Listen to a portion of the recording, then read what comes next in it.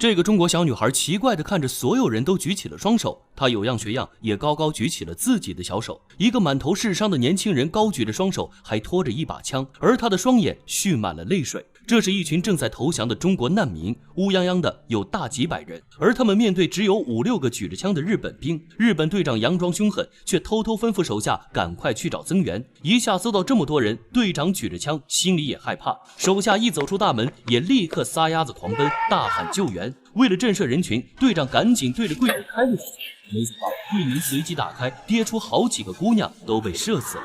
人群开始惨叫，队长也吓得浑身颤抖，这是他第一次杀人，一时还接受不了，手下赶紧扶着他撤退。可这是1937年，日军已经破城，在接下来的几周内，20万日本兵逐渐泯灭良知，残忍杀害了近34万人。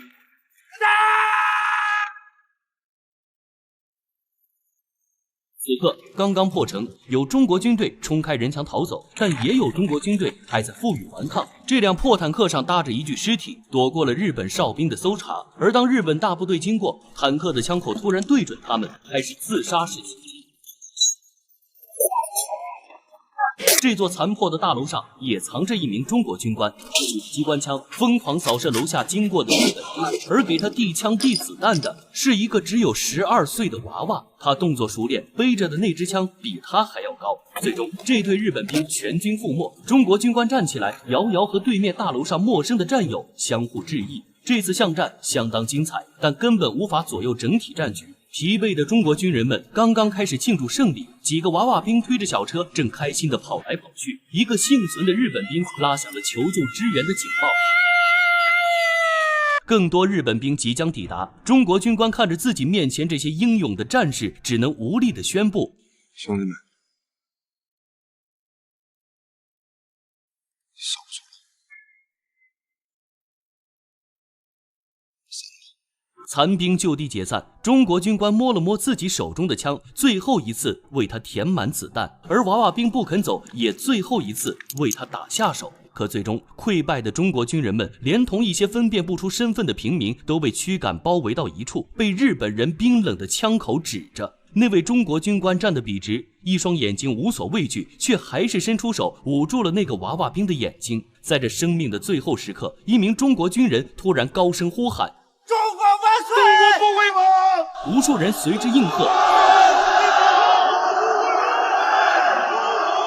回应他们的是黝黑的枪口，开始疯狂射击。枪声比呼喊更响亮些，一直传到了很远之外的金陵女子学校。昏暗的办公室里，一些中国老师听到了这些枪声，也只能沉默。他们知道无数同胞倒在了血泊中，却什么也做不了。多亏德国人贝尔的庇佑，学校保护了大部分老师和女学生，以及无数投奔而来的难民。可是贝尔能阻止日本兵杀人，却无法保护女孩们的清白。没多久，所有外国人和老师都跪在院中，眼睁睁看着无数日本畜生冲进了大楼。最近，几乎所有中国人都在震怒，南京的一个寺庙竟然供奉着日本侵华战犯的牌位，甚至其中一位还亲自策划了南京大屠杀。而当官方公布调查结果，背后的真相却出乎了所有人的意料，没有阴谋论，也不是故意挑衅。供奉牌位的那个吴阿平，因为接触了太多南京大屠杀的资料，难以承受这些人性丑恶，几乎精神崩溃，这才寄希望供奉恶魔，摆脱恐惧。大部分人都在批判吴阿平的脆弱、愚蠢和恶毒，但不可否认，南京大屠杀之残酷的确会成为生命不可承受之重。著名作家张纯如出版英文书籍《南京大屠杀》后，因走不出历史阴影而选择自杀。美国传教士魏特林在南京大屠杀中救下了无数中国人，却始终无法承受那种恐怖残酷，回美国不久后自杀。讽刺的是，心怀善良的人仅仅是了解真相就难以承受，而那些犯下罪行的日本人却迟迟不肯道歉，甚至心安理得，引以为荣地供奉杀人恶魔。近些年来，日本还大力篡改中小学生历史课本，极力否认南京大屠杀的事实。身为中国人，我们能做的就是牢记历史，而这一部《南京》则记录了南京大屠杀的某一个侧面，也许每一位中国人都该看看。一群日本兵正在凌辱中国女学生，一个中国男人看见了，却只是返回楼上告诫自己的妻子小妹千万不要出去，而女老师不顾刺刀和枪口，冲上去死死地抱住了那个被扒光衣服的女学生。德国人贝尔也和日本人严正交涉，日本长官笑嘻嘻，轻轻拍了拍左右手下的脸，当作凌辱女学生的赔罪，然后提上裤子，大摇大摆地走了。为了保护女学生，第二天全校的女人都被聚集检查，不许留长发，不许涂指甲。那个男人也亲自剪掉了自己妻子梨花烫的发型。豆大的泪水从妻子秀美的脸上落下，生于战乱，美貌只是一种惩罚。只有这个女人小江不肯剪烫发，不肯毁指甲。她曾是个女技师，打算以后要靠这些谋生。女老师言辞激烈，可小江不为所动，而噩梦很快就到了。这一天还没有过去，无数日本兵再次来到学校，凌辱了6名女学生。贝尔和其他教师只能跪在学校院子里，听着惨剧的发生。日本兵没有杀人，可等他们离开，不堪凌辱的女学生跳了楼。女老师四处查看情况，看到了那位小江，衣着凌乱，腿上带伤，显然她也是一个受害者。金陵女子学院难民营一片惨淡，但比起其他地方已经好上不少了。到处都是死人以及即将被处决的死人。更惨的是，庇护金陵女子学院的贝尔先生被德国政府勒令回国，因为他的行为已经严重影响了日德友谊。这个男人是贝尔的翻译，得到消息的他绝望了。太太，我的小孩还住在难民营的。而贝尔先生回应他的只有一句又一句的抱歉。翻译最终去了日本人的基地，举报难民营有中国军人，借此换取了一张良民证。然而等他回到难民基地，却看到日本兵正在抢掠女人，其中就有他的妻子和小妹。他赶紧拿出良民证，而日本兵的回应却是把男人的孩子直接扔出窗户，抢掠了小妹离去。妻子气晕摔倒，而男人趴在窗户上放声惨叫起来。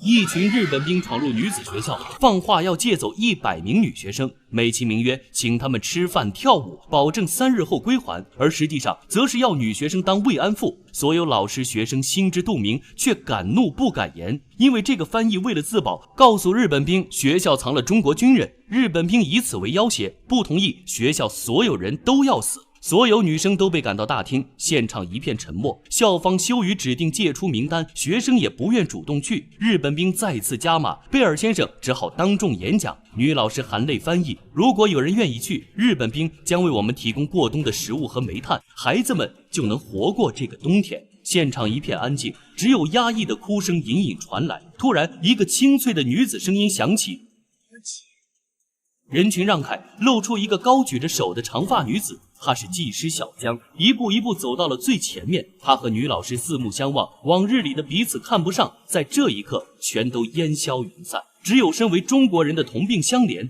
没多久，又一个女学生走了出来，站到了最前面。小江伸手紧紧地握住了她的手。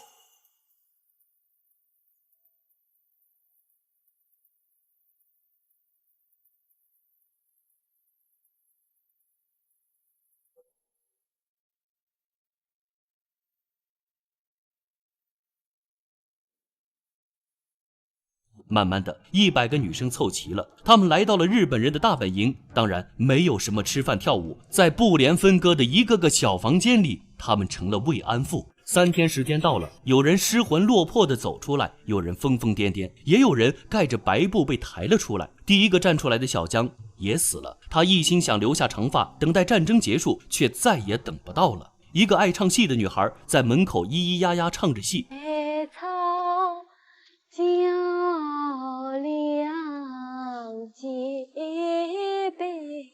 一个日本人上前把他推到角落，一枪结束了他的生命。日本人抬脚离开，和身边的人说：一副做了好事的样子。一边走着，他又忍不住赞叹。最终，活下来的女人被送回学校，和亲人团聚的，抱头痛哭的，没回来的，徒留家人绝望崩溃。翻译的小妹就是那个唱戏的疯女人。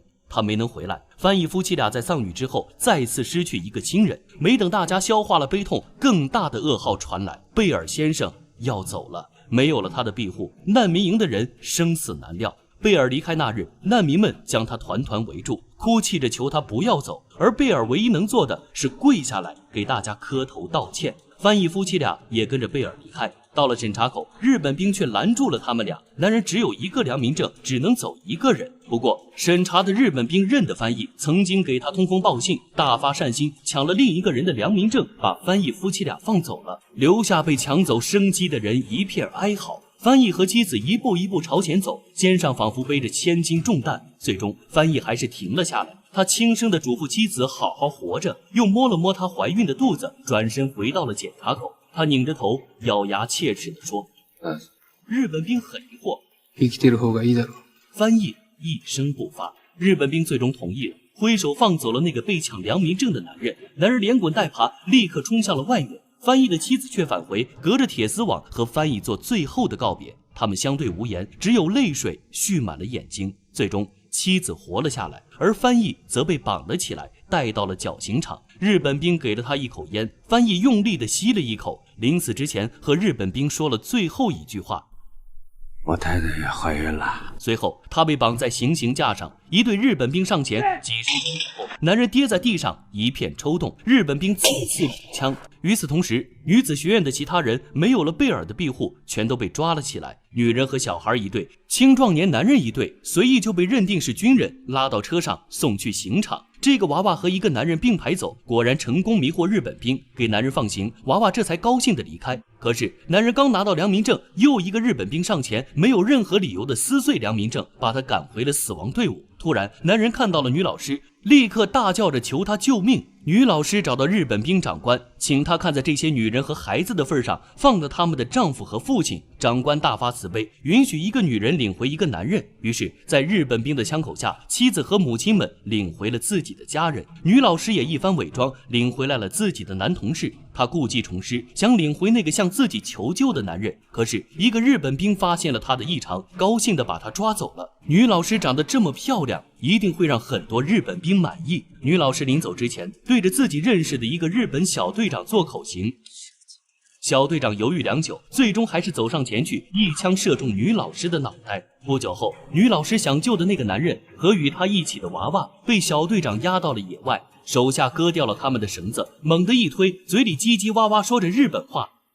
两个人不敢不走，相互搀扶着，一步一步往前走，等待着枪声响起。良久之后，终于一声枪声响起，两个人愣住，急切地在身上找枪口，可是他们没有受伤。慢慢地回头，原来那个小队长让手下离开，而他自己却自杀了。日本攻入南京后，犯下累累恶行，这个良心未泯的日本小队长早已精神崩溃，唯有一死才能摆脱。而男人和娃娃不敢多留，大步走向远处，忍不住在路旁摘了一朵花，感受着生命的喜悦。这个小娃娃当时12岁，他活过了南京大屠杀，直到今天已经成为了一位白发苍苍的老人，依旧生活在南京。他们是活的历史，证明着南京大屠杀的真实和残酷，不容置疑，也不容亵渎。而最近竟然有人在南京供奉日本战犯，竟然有人在南京举办日本夏日祭。也许我们需要再一次守卫南京，而这一次中国人绝对不会辜负南京。